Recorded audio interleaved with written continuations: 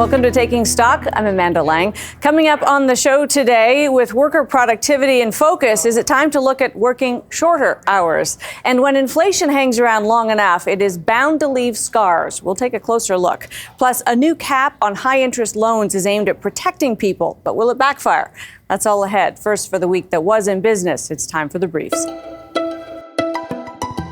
We got a read of jobs in Canada for March this week, and it's not great news. The economy shed a couple of thousand jobs in March. That sent unemployment up to 6.1%. Meanwhile, StatsCan said there are still hundreds of thousands of unfilled positions in the country, 632,000 unfilled jobs in January, with healthcare and social assistance as the two sectors in most need of workers, followed by accommodation and food services and retail. Workers in federally regulated jobs saw their minimum wage rise this week to $17.30 an hour. The sectors affected include transportation, telecom, banking, and postal workers. Several provinces are also raising minimum wages this year, although the federal rate will be the highest everywhere but Yukon.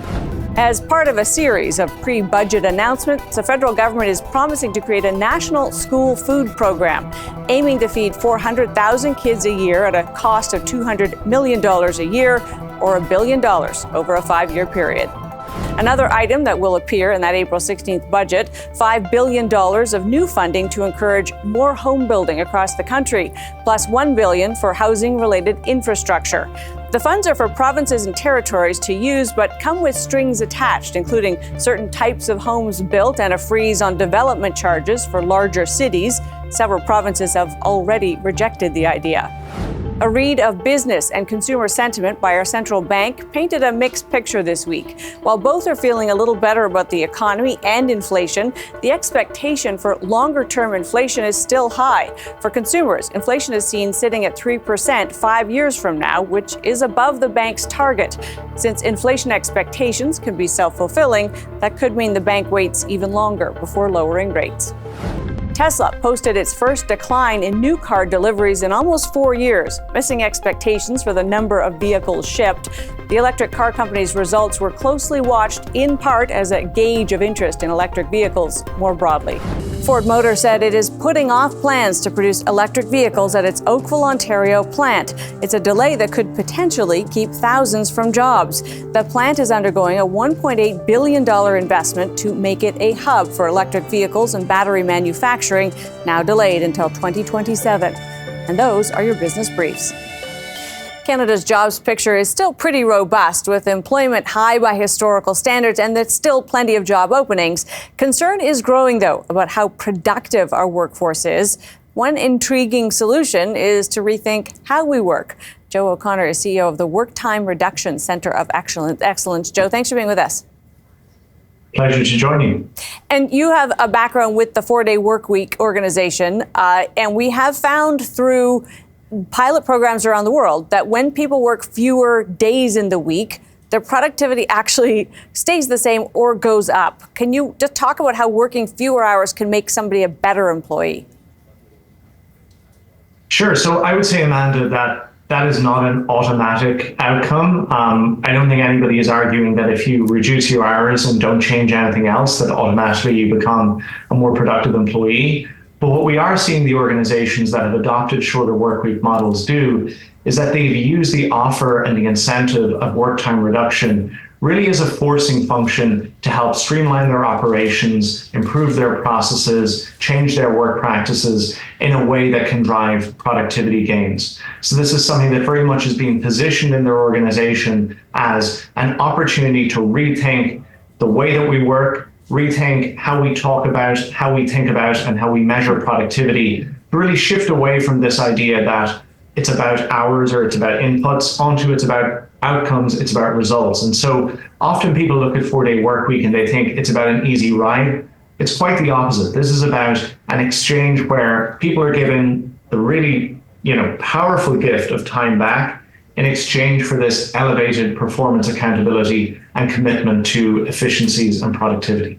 And that, of course, is important, changing how we work. How often, Joe, is a piece of that equation different tools? In other words, the companies that engage in this actually make investments in their employees or their processes so that they can do their jobs better. So some of the big buckets of inefficiency and waste that we often see in a lot of modern organizations include things like overlong and unnecessary meetings, outdated processes, work environments whereby people have a lot of unnecessary distractions and interruptions. So it's about how do we become more focused with our time. When it comes to technology, we have seen organizations certainly use different technologies to automate certain tasks and to streamline certain administrative processes in order to unlock the capacity to reduce work time. Obviously, with artificial intelligence, the scope and the potential for this is exponentially greater now than it even was a year or two ago. But I would say that it is not always about new technologies. Sometimes it's about the existing technologies that companies are using. How can we use those in a way that's more consistent, that's more integrated, that's better streamlined? So sometimes this is really a people challenge as much as it is a technology challenge.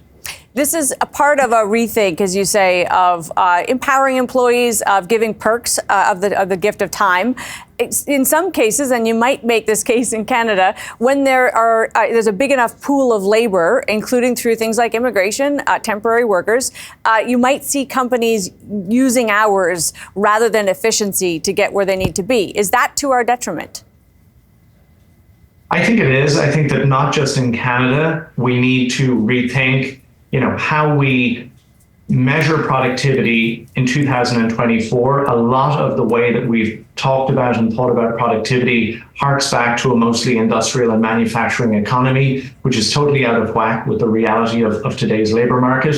And I also think that when we talk about productivity and well-being, too often these things are thought about as competing rather than complementary forces. All of the organizational science is clear that happier, healthier employees leads to better performing organizations. And so there's a real opportunity here for businesses who are willing to think differently and creatively about productivity, to look at this and to say, actually, this is a real opportunity for us to get a very significant competitive advantage when it comes to keeping our best people and attracting top talent. And in addition to that, we can use this really as a lever to drive productivity growth within our business. So interesting, Joe. So good to have you. Appreciate your time today. No problem. Lovely to join you. Joe O'Connor, CEO of the Work Time Reduction Center of Excellence. Still ahead, how persistent inflation and high rates has ground down businesses and what they're thinking about the future. Stay with us.